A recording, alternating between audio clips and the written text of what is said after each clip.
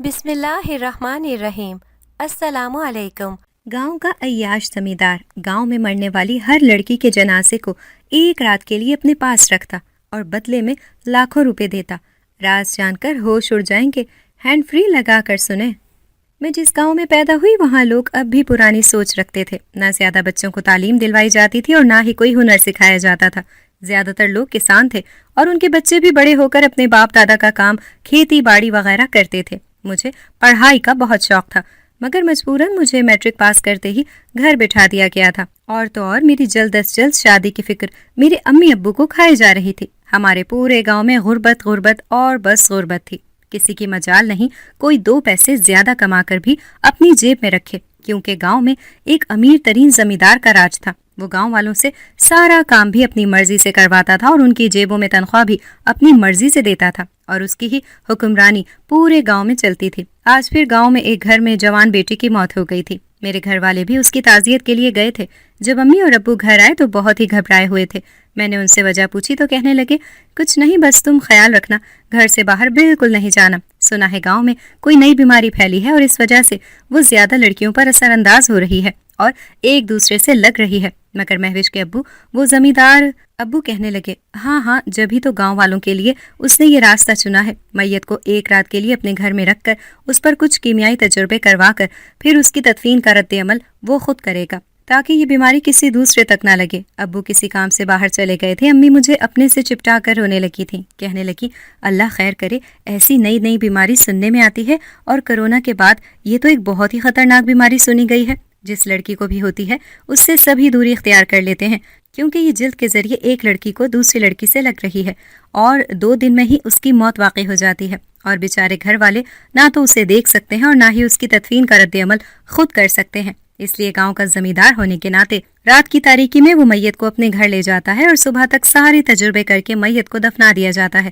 اور صرف اس کی قبر کی جگہ گھر والوں کو بتا دی جاتی ہے۔ جب یہ بات میں نے سنی تو میں بھی خوف زدہ ہو گئی تھی۔ پھر سوچا وہ زمیندار تو خود ایک عیاش قسم کا آدمی ہے، اور اس نے پہلے کبھی تو گاؤں والوں کے لیے کوئی ہمدردی کا کام نہیں کیا، تو اب یہ کیسے اسے خیال آ گیا؟ امی کہنے لگی، چلو جو بھی ہے، اس نے کچھ تو ہمدردی کی گاؤں والوں سے، نہیں تو ہم گاؤں والوں کے پاس نہ تو اتنے پیسے کہ کسی شہر میں جا کر اپنی لڑکیوں کا علاج کروا سکیں، اور نہ ہی اتنی سہولیات ہمارے گاؤں میں ہیں کہ اس بیماری پر جلد ہی قابو پا لیا جائے۔ ہم سب اور پورا گاؤں اس بیماری کو لے کر خوف میں مبتلا تھا۔ پھر اگلے دن ہمارے گاؤں میں کیمپ لگایا گیا، اور جس میں بہت ہی چھوٹی عمر کے لڑکے اور لڑکیاں تھے، جو ڈاکٹر کے لباس میں بہت ہی اچھے لگ رہے تھے، اور انہیں دیکھ کر میں سوچ میں پڑ گئی تھی کہ کاش میں بھی کبھی پڑھ لکھ کر ایسی قابل انسان بن پاتی۔ پھر کچھ ہی دیر میں وہاں گاؤں کا وہی زمیندار آ گیا تھا، جو ان ڈاکٹروں سے بات چیت کر رہا تھا اور جگہ جگہ کیمپ لگوا رہا تھا۔ اس کیمپ کے ذریعے گاؤں کے سبھی لوگوں کو وہ بیماری سے بچاؤ کا انجیکشن لگوا رہے تھے۔ اس طرح گاؤں میں تیزی سے یہ پھیلتی ہوئی بیماری کو روکا جا سکتا تھا۔ دوسرے روز گاؤں میں پھر سے خوف کا سما تھا۔ رات کا وقت تھا اور ایک جوان کم عمر لڑکی کی میت پھر سے ایک گھر میں رکھی تھی، اور گھر والوں میں کوہرام کا منظر دیکھنے کو مل رہا تھا۔ سارے اس کی موت پر بہت ہی افسوس کر رہے تھے، مگر شاید وہ لڑکی بھی اس بیماری کی لپیٹ میں آ گئی تھی اور جان سے ہاتھ دھو بیٹھی تھی۔ کچھ ہی دیر میں وہاں ایک بڑی سی گاڑی آئی۔ ہٹو دور ہٹو، ایسے کہتے کہتے وہاں زمیندار آ گیا تھا، اور اس کے ساتھ ماسک پہنے اور پورے ڈھکے ہوئے بچاؤ کے کپڑے پہنے کچھ آدمی تھے، جیسے کرونا کے وقت ڈاکٹر ماہرین وہ سیفٹی لباس پہن کر مریضوں کا علاج کرتے تھے۔ وہ آدمیوں نے اس میت کو اٹھایا اور گاڑی میں ڈال کر اس زمیندار کی حویلی کی طرف لے گئے تھے۔ زمیندار نے گاؤں والوں سے کہا، میں نے اپنی حویلی میں ہی وہ تمام تجربات کے لیے علیحدہ جگہ بنوائی ہے، وہاں پر اس میت کے ساتھ بھی کچھ سیفٹی عمل، کیمیائی اسپرے وغیرہ کر کے اس میت کی بھی تدفین میں خود ہی حفاظتی طریقے سے کروا دوں گا، اور اس لیے رات مجھے اس میت کو وہیں رکھنا ہوگا۔ اس کے گھر والوں نے اجازت دے دی تھی اور روتے پیٹتے ایسے ہی اپنی بیٹی کو رخصت کر دیا تھا۔ مجھے حیرت تھی کہ یہ بھلا ایسی کیسی بیماری ہے کہ جو کم عمر جوان لڑکیوں پر ہی جلدی اثر اندوز ہو رہی ہے۔ روز صبح سے شام گاؤں میں ان جگہ جگہ لگے کیمپ میں لوگوں کی ایک لمبی قطاریں لگی ہوتی تھی، اور ایک ایک کر کے باری باری سبھی کو انجیکشن لگوائے جا رہے تھے۔ وہ ڈاکٹر سبھی کو اسی طرح سے حفاظتی تدابیر سمجھا رہے تھے، خاص کر لڑکیوں کو۔ یہ سب دیکھ کر مجھ پر بھی خوف طاری ہونے لگا تھا کہ کہیں یہ بیماری مجھے بھی اپنی لپیٹ میں لے گئی تو نہیں، میں ایسا ہرگز نہیں ہونے دوں گی۔ میں امی سے ضد بحث کر رہی تھی اور وہ انجیکشن لگوانے کے لیے کہہ رہی تھی، مگر امی تو اس دن سے ہی بالکل بدلی ہوئی اور ڈری سہمی لگ رہی تھی، جس دن یہ بیماری کی خبر پہلی بار گاؤں میں سنی گئی تھی۔ مگر امی نے سختی سے مجھے اس انجیکشن کو لگوانے سے انکار کر دیا تھا اور خبردار کر دیا تھا کہ اگر میں گھر سے باہر بھی نکلی تو اچھا نہیں ہوگا۔ مجھے حیرت تھی کہ ایک طرف امی اس بیماری سے ڈر رہی تھیں اور دوسری طرف مجھے وہ حفاظتی انجیکشن سے بھی دور رکھ رہی تھی۔ مجھے تو کچھ سمجھ نہیں آ رہا تھا کہ یہ سب کیا چل رہا ہے۔ پھر ایک روز امی کسی کام سے گھر سے باہر گئی ہوئی تھی۔ میں نے جا کر ان کیمپ والوں سے معلومات کی اور جھوٹ کہا کہ میں نے وہ انجیکشن کل آ کر لگوا لینا ہے۔ میں نے کہا بھلا ایسے کیسے ہو سکتا ہے کہ یہ بیماری لڑکیوں کو ہی متاثر کر رہی ہے؟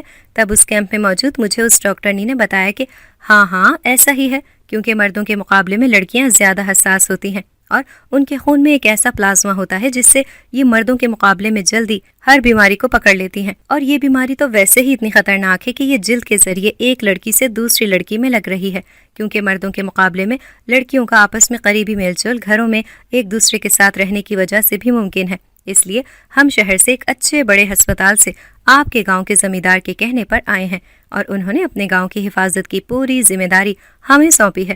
میں تو دنگ ہی رہ گئی تھی۔ یہ ڈاکٹرنی تو اس زمیندار کی تعریفیں ہی کی جا رہی تھی اور ساتھ میں مجھے بھی انجیکشن جلد لگوانے کے لیے زور دے رہی تھی۔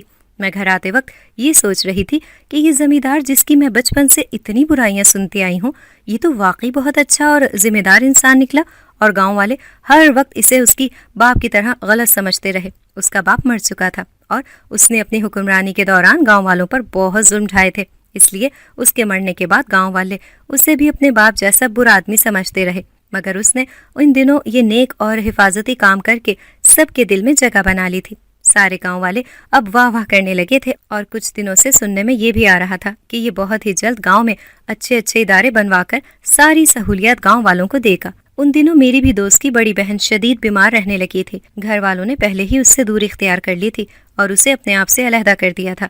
یہی سمجھا جا رہا تھا کہ اسے بھی یہ بیماری ہو گئی ہے، کیونکہ اس کا بخار بھی اور سر درد بھی آرام ہونے کو نہیں آ رہا تھا، اور 2 دن میں اس کے بھی فوت ہونے کا اعلان ہو رہا تھا۔ میں سن کر بہت گھبرانے لگی تھی اور اپنی دوست کی فکر کر رہی تھی۔ نہ جانے وہ کیسی ہوگی اور اس کے گھر والے کیسے ہوں گے، بیچارے کس حال میں ہوں گے۔ ہم سب یہی سوچ رہے تھے، اور پھر اس میت کے ساتھ بھی وہی کچھ ہوا جو باقی کے ساتھ ہوتا ہوا آ رہا تھا۔ ان دنوں میری امی مجھے لے کر حد سے زیادہ پریشان ہونے لگی تھی اور مجھے گھر سے باہر بالکل جانے نہیں دے رہی تھی۔ میں اپنی دوست کی بہن کی میت پر بھی اس سے ملنے نہیں جا سکی تھی۔ جب کچھ دن کا عرصہ گزر گیا تو میں نے امی سے ضد کر کے اس کے گھر جا کر اس سے ملنے کا کہا۔ امی ڈرنے لگی تھی، پھر میری ضد پر مان گئی تھی اور خود بھی میرے ساتھ اس کی تعزیت کے لیے میری دوست کے گھر چلی گئی تھی۔ وہاں جا کر ہم تو حیرت زدہ رہ گئے تھے۔ اس کے گھر والے تو اپنے ہوش میں ہی نہیں تھے، وہ تو اچھے اچھے کھانے اور بنا رہے تھے اور گھر میں ایک خوشی کا سما دیکھنے کو مل رہا تھا۔ لگ ہی نہیں رہا تھا کہ اس گھر میں کچھ دن پہلے ہی موت ہوئی ہے۔ ہاں، مگر ہمارے آتے ہی ان لوگوں نے فوراً ہی رونا پیٹنا شروع کر دیا تھا۔ اس وقت امی اور میں چپ چاپ ہی افسوس کر کے گھر واپس آ گئے تھے، مگر جب امی نے مجھے کہا کہ خبردار اگر اس بارے میں تم نے باہر کسی سے بھی ذکر کیا تو مجھے پھر سے جھٹکا لگا۔ امی مجھ سے بھلا وہ سب کسی کے سامنے لانے سے کیوں منع کر رہی تھی؟ اور دوسری طرف گاؤں والے پریشانی کے سمندر میں ڈوبتے ہی جا رہے تھے، کیونکہ یہ بیماری تو ختم ہونے کی جگہ اب بڑھتی ہی جا رہی تھی۔ مگر امی نے مجھے اب تک وہ بچاؤ کا انجیکشن نہیں لگوایا تھا، اور ابو نے جب امی سے پوچھا تو امی نے جھٹ سے کہہ دیا تھا کہ ہاں میں نے کل ہی تو وہاں جا کے مہوش کو انجیکشن لگوایا ہے۔ میں دروازے کے پیچھے کھڑی سن رہی تھی۔ جب امی کی نظر مجھ پر پڑی تو وہ نظریں چرانے لگی تھی اور بعد میں مجھے سختی سے منع کر رہی تھی کہ ابو سے یہی کہنا میں نے انجیکشن لگوا لیا ہے۔ مگر امی آپ ایسا کیوں کر رہی ہیں؟ اگر مجھے بھی وہ بیماری لگ گئی تو آپ کیا کریں گی پھر؟ امی خوف سے گھبراتے ہوئے مجھے گلے سے لگا کر رونے لگیں اور بولی، نہیں، اللہ تجھے میری بھی عمر لگا دے، مگر میں وہ انجیکشن ہرگز نہیں لگواؤں گی، چاہے کچھ بھی ہو جائے۔ پتہ نہیں امی کو کیا بات پریشان کر رہی تھی جو وہ اس طرح سے پیش آ رہی تھی۔ اور پھر کچھ دنوں بعد ہمارے گاؤں میں میڈیا والے آ گئے تھے۔ انہیں نہ جانے کیسے اس گاؤں میں پھیلی ہوئی بیماری کی بھنک لگ گئی تھی۔ وہ لوگ بھی پورے حفاظتی انتظامات کے ساتھ گاؤں میں داخل ہوئے تھے، مگر حیرت تھی، گاؤں کے زمیندار نے انہیں اپنی حویلی میں بلایا اور واپس جانے کو کہا۔ اس نے کہا، ہم نہیں چاہتے کہ ہمارے گاؤں کی خبر دنیا تک جائے اور ہمارے گاؤں کی یا اس زمیندار کی بدنامی ہو۔ پھر نہ جانے اس نے ان میڈیا والوں سے کیا کیا گفتگو کی کہ وہ لوگ واپس ہی چلے گئے تھے۔ مگر کچھ دنوں بعد ہمارے گھر ایک عورت آئی جو اپنے حلیے سے گاؤں کی بالکل نہیں لگ رہی تھی اور امی کا نام لے کر ان کے بارے میں پوچھنے لگی۔ امی انہیں پہچان گئی تھی اور اپنے ساتھ اندر کمرے میں لے گئی تھی۔ میں چونک پڑی تھی، کیونکہ یہ عورت تو وہی تھی جو اس دن میڈیا والوں کے ساتھ آئی تھی۔ بھلا اسے امی سے کیا کام ہو سکتا تھا؟ اور آئی تو یہ ایسے تھی خود کو بالکل چادر میں لپیٹ کر کہ کوئی اسے دیکھ نہ لے، اور پھر وہ کیمرہ آن کر کے امی سے کچھ بات چیت کرنے لگی۔ دروازہ اندر سے بند تھا، اس وقت گھر میں بھی کوئی موجود نہ تھا، اور میں یہ سب چھپ کر کھڑکی سے دیکھ رہی تھی، مگر میری کچھ بھی سمجھ نہیں آ رہا تھا۔ اور دوسری طرف گاؤں میں وہ بیماری بری طرح پھیل رہی تھی، ہر کوئی خوف اور ڈر میں مبتلا دکھائی دے رہا تھا، اور جوان لڑکیوں کی موت پر موت ہونے لگی تھی۔ اب تو گھر والوں نے اپنی بچیوں کو گھر سے نکالنے پر بھی سختی سے پابندی عائد کر دی تھی، مگر حیرانگی اس بات پر تھی کہ بیماری کم ہونے کے بجائے اور بڑھتی جا رہی تھی، اور ان انجیکشن سے کوئی سدھار یا بیماری کی روک تھام میں کوئی سدھار دیکھنے کو نہیں مل رہا تھا۔ اور دوسری طرف میری امی کا رویہ، یہ سب میرے سمجھ سے باہر تھا۔ ایک روز وہ زمیندار پھر سے وہی کیمپ والے کچھ نئے اور لوگ ہمارے گاؤں میں آئے اور جگہ جگہ کیمپ لگانے لگے، اور وہ تو مجھے کہیں دیکھے دیکھے لگ رہے تھے، مگر یاد نہیں آ رہا تھا کہ میں نے انہیں کہاں دیکھا تھا۔ پھر اگلی صبح میری امی گھبراتی ہوئی اور بہت ڈری سہمی سویرے ہی میرے کمرے میں آئیں اور کہنے لگی، مہوش اٹھو، جلدی اٹھو، ہمیں آج ہی تمہیں وہاں کیمپ میں لے جا کر ڈاکٹر سے وہی حفاظتی انجیکشن لگوانا ہے۔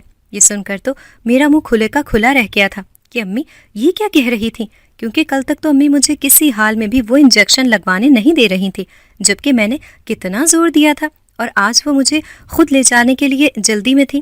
میں اس سے پہلے ان سے کچھ پوچھتی، ایک اور جھٹکا مجھے جب لگا جب امی نے کہا کہ تمہاری دوست کی موت بھی اسی بیماری کی وجہ سے ہو گئی ہے، آج رات اسے بھی زمیندار کے گھر لے جایا جائے گا، اور پھر اس کی میت کی وہ خود تدفین کرنے والا ہے۔ میں اپنی دوست کی موت کی خبر سن کر بہت ہی رونے لگی تھی اور صدمے میں آ گئی تھی کہ بھلا یہ سب کیسے ہو سکتا ہے۔ ابھی کچھ دنوں پہلے تو میں اس سے ملی تھی، مگر اس کی کہی ایک بات مجھے تنگ کرنے لگی تھی کہ اس نے اپنی بہن کے مرنے پر مجھے بتایا تھا کہ اس زمیندار نے اس کے گھر والوں کو اتنی دیر میں میری امی مجھے ہاتھ پکڑ کر وہیں اسی کیمپ والی جگہ پر لے جانے لگی تھی، اور میں بہت ڈری اور سہمی ہوئی تھی۔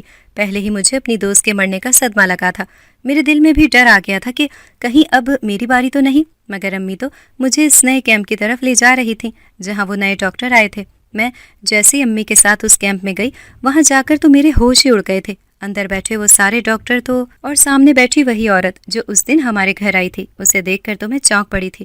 امی نے اس عورت سے کہا، جلدی کرو، کہیں کسی کو ہم پر شک نہ ہو جائے، اور اگر وہ زمیندار آ گیا تو غضب ہو جائے گا، وہ ہمارا سچ جان جائے گا۔ مجھے یہ سب اپنی امی کے منہ سے سن کر ایک اور جھٹکا لگا کہ کہیں یہ سب لوگ تو اس بیماری پھیلانے کے ذمہ دار تو نہیں، مگر میری امی کیا وہ بھی ان کے ساتھ ملی ہوئی ہیں؟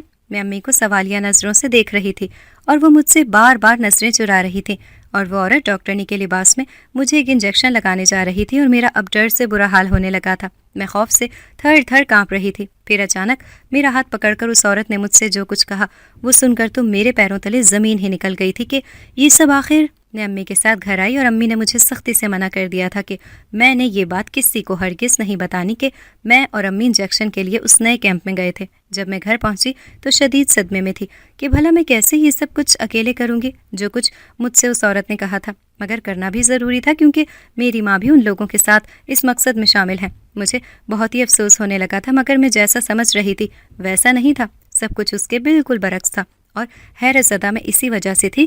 کچھ دنوں بعد مجھے شدید سردی لگنے لگی، اور آہستہ آہستہ مجھے بخار ہو گیا، اور گھر والوں نے بخار اور سر درد ہوتے ہی مجھے علیحدہ کر دیا تھا، اور سب کے سامنے یہ بات ظاہر ہونے لگی کہ اسے بھی بیماری ہو گئی ہے۔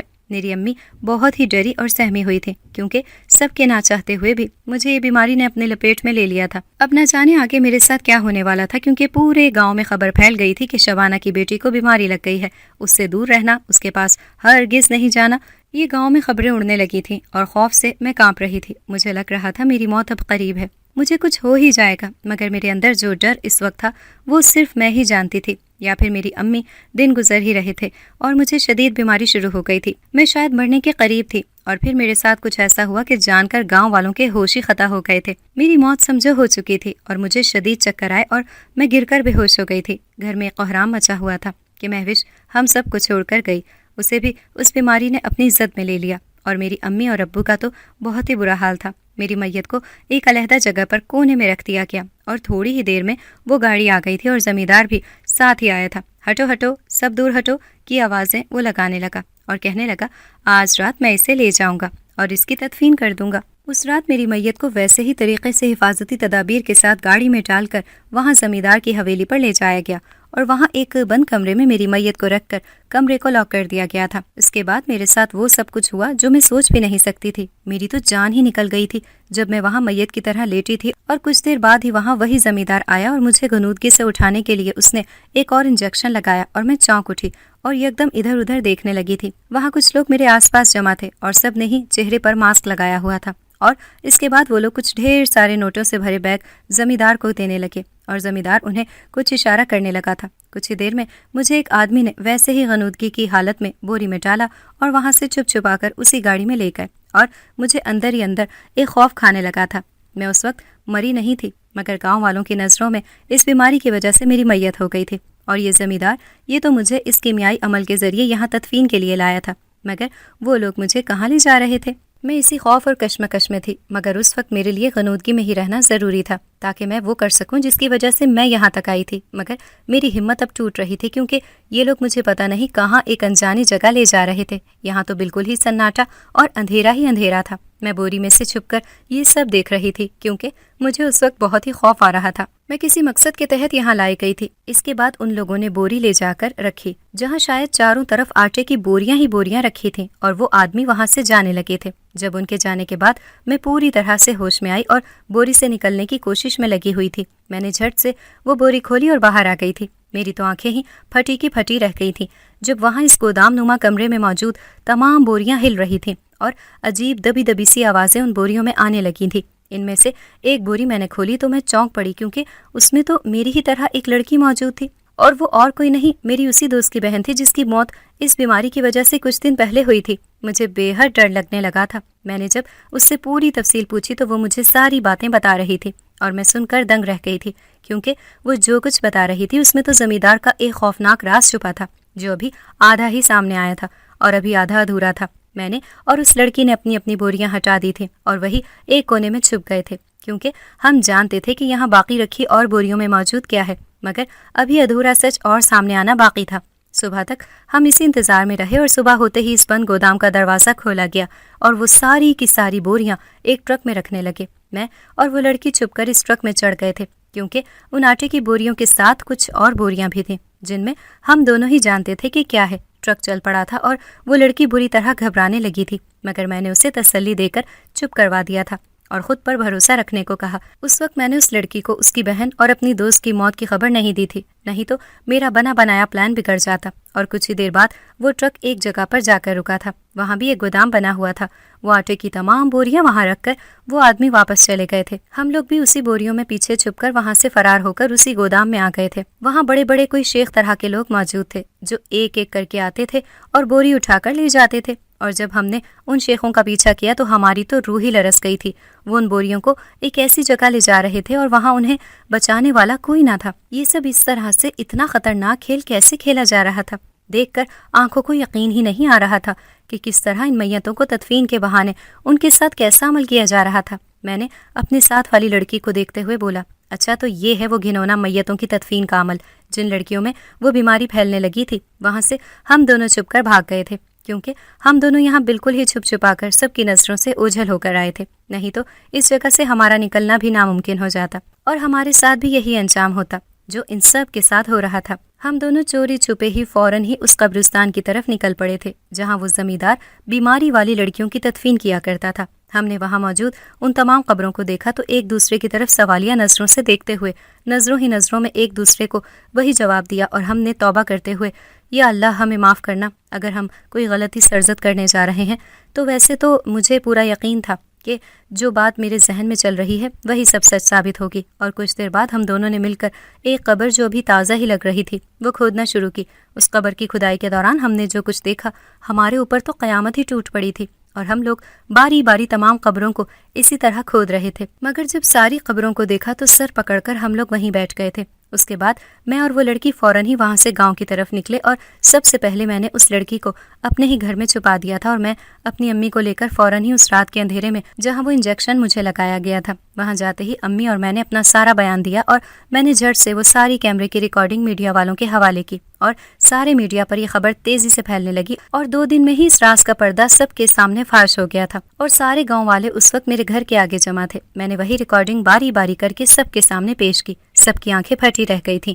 امی جانتی تھیں کہ وہ زمیندار بہت ظالم تھا اور عیاش قسم کا آدمی تھا۔ اس نے امی کے اوپر پہلے بری نظر رکھی تھی۔ اس کے مرنے کے بعد یہ راز امی کے دل میں ہی دفن ہو گیا تھا، مگر اس کا بیٹا اس سے بڑھ کر عیاش نکلا، اور اس نے جب امی سے میرے بارے میں کہا کہ اسے ایک رات کے لیے میرے پاس بھیج دو، میں تمہیں لاکھوں روپے دوں گا، اس پر امی نے اسے سختی سے انکار کیا اور کہا پورے گاؤں والوں کو میں تمہاری یہ گھٹیا حرکت بتا دوں گی۔ اس نے غصے میں آ کر امی سے بدلہ لینے کے لیے یہ سارا کھیل پورے گاؤں والوں کے سامنے کھیلا اور یہ بیماری کا جھوٹا کھیل پورے گاؤں میں پھیلایا، اور اس طرح وہ اپنی عیاشی کے لیے گاؤں والوں سے زور زبردستی کر کے ان کی لڑکیوں کو ایک رات کے لیے اپنے گھر لے آتا تھا، اور بدلے میں ان کا منہ بند کرنے کے لیے لڑکی کے گھر والوں کو ڈھیر سارے لاکھوں روپے دیتا تھا۔ وہ بیچارے دولت کی لالچ میں اپنی لڑکیوں کو بیماری کے بہانے اس زمیندار کے حوالے کر دیتے تھے، اور اصلیت چھپانے کے لیے گاؤں میں لڑکیوں کی موت ہو رہی ہے یہ ناٹک کیا جاتا تھا، اور سب کی نظروں میں اچھا بننے کے لیے وہ کیمپ میں موجود وہ تمام ڈاکٹر، یہ سب ایک ناٹک اور جھوٹ تھا، تاکہ دنیا کی نظر میں کوئی پہچان نہ سکے، اور اس انجیکشن کے بہانے صرف پانی کی سرنج لگائی جاتی تھی، اور وہ پہلے ہی اس لڑکی کے گھر والوں کو آگاہ کر دیتا تھا جس لڑکی کو اس نے اٹھانا ہوتا تھا، اور اس طرح وہ زمیندار ان لڑکیوں کو اس گودام میں بوری میں بند کر کے آٹے کی بوریوں میں رکھا جاتا تھا، اور پھر وہاں سے اس طرح مال کے تحت انہیں آگے چھپا کر بے ہوش کر کے بند کر کے وہاں سے انہیں شیخ لوگوں کو بیچ دیا جاتا۔ وہ ان لڑکیوں کے بدلے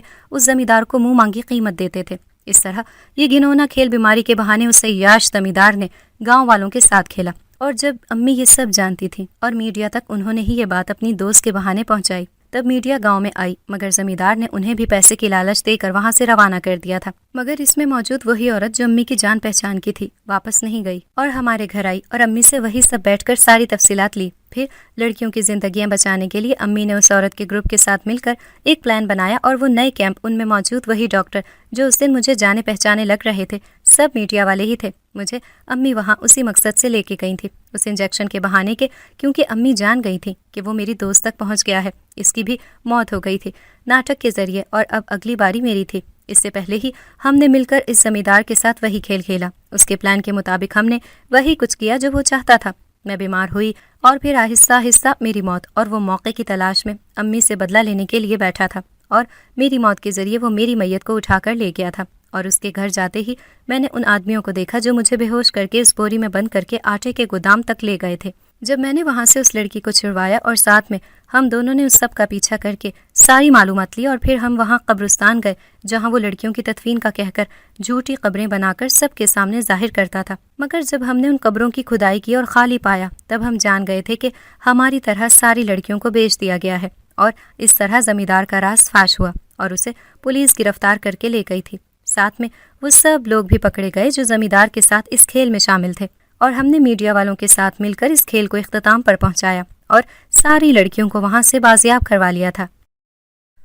اگر آپ کو ہماری آج کی کہانی پسند آئی ہے تو اسے لائک کریں، شیئر کریں، اور چینل کو سبسکرائب کرنا مت بھولیے گا، تاکہ آپ کو ہر نئی آنے والی ویڈیو کا نوٹیفیکیشن بر وقت ملتا رہے۔